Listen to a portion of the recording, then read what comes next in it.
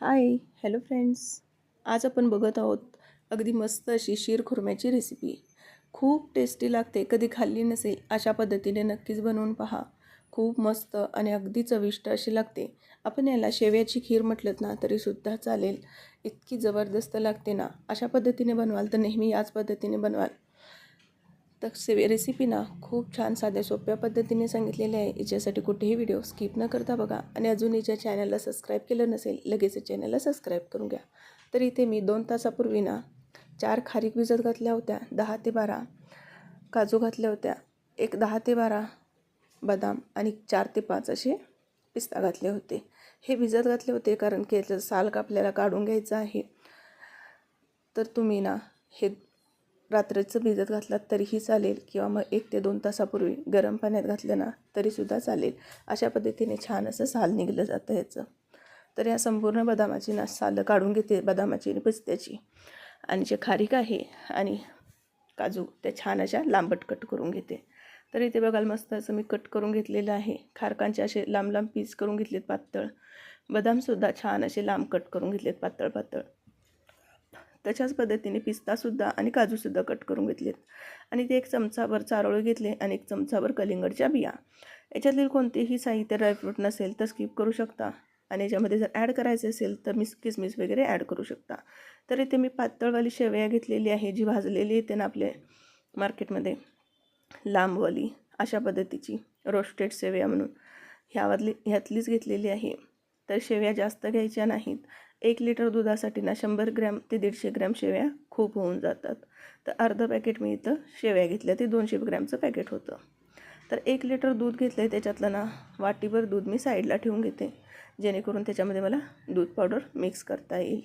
आणि हे बाकीचं लिटरभर दूध हे गरम करण्यासाठी गॅसवरती ठेवून देते.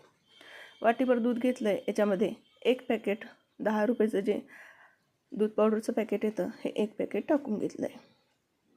आता दूध पावडर तुम्ही कोणत्याही कंपनीची घ्या, तर कंपनीला मी जास्त हे करत नाही आहे. कोणत्याही कंपनीचं जे मिळेल ना ते घेऊ शकता.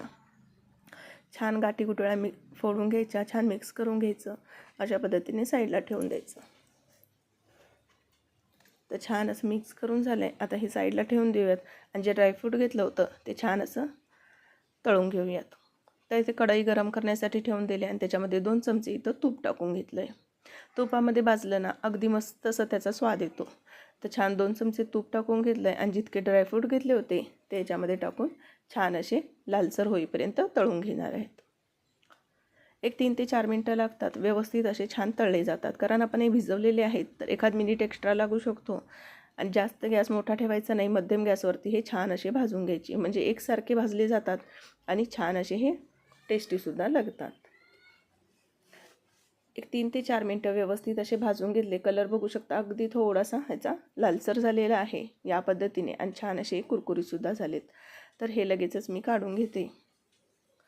तर सर्व ड्रायफ्रूट आपल्याला काढून घ्यायचे. याच्यामध्ये तुम्हाला ड्रायफ्रूट अजून कोणते ॲड करायचे असतील ना, किसमिस वगैरे, तर तुम्ही ॲड करू शकता. काळी किसमिस, लाल किसमिस, पांढरी किसमिस वगैरे, ते सुद्धा असे तुपामध्ये तळून घ्यायचे, म्हणजे छान फुलले जातात आणि ते सुद्धा छान लागतात. तर चमचाभर तूप शिल्लक राहिलं होतं, त्याच तुपामध्ये मी या शेव्यासुद्धा भाजून घेते. शेव्या अगोदरच भाजलेल्या जरी असल्या ना तरीसुद्धा अशा पद्धतीने जेव्हा भाजल्या जातात ना अनेकदा, तेव्हा खूप मस्त अशी रेसिपी होते. तर पहिल्यांदाच शेव्या आपण भाजलेल्या जरी घेतल्या तरी त्याचा कलर बघू शकता थोडासा फिकट होता आणि आता भाजल्यानंतर अगदी थोडासा लालसर असा झालेला आहे. आणि ह्या तुपामध्ये भाजल्या तर अजून त्याची खमंग टेस्ट छान लागते. तर शेव्यासुद्धा भाजून झाल्या आणि आपले ड्रायफ्रूटसुद्धा तळून झालेले आहेत. तर लगेचच आपण शीरखुर्मा करण्याची रेसिपी बघूयात. तर इथे दूध गरम करण्यासाठी ठेवून दिलं. दूध छान गरम झालेलं आहे. 1 वाटीभर याच्यामध्ये मी साखर टाकून घेतली. आता साखरेचं प्रमाण तुम्हाला जितकं जास्त गोड हवं असेल तर अजून वाढवू शकता, कमी गोड असं हवे असेल तर कमी करू शकता.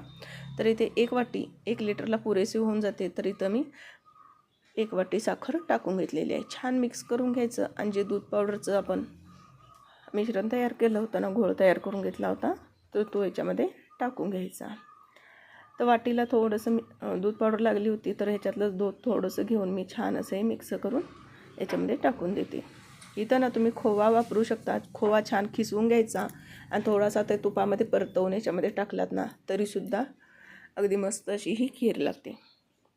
तो खवा माझ्याकडे नव्हता, त्याच्यासाठी मी 1 पॅकेट दूध पावडरचं वापरलेलं आहे. तर दूध पावडर टाकून घेतली की छान असं या दुधाला थोडासा दाटसरपणा असा येतो. छान उकळी आली की याच्यामध्ये ड्रायफ्रूट टाकून घ्यायचे. बघू शकता अगदी मस्त अशी आपल्याला दुधाला याला उकळी आलेली आहे.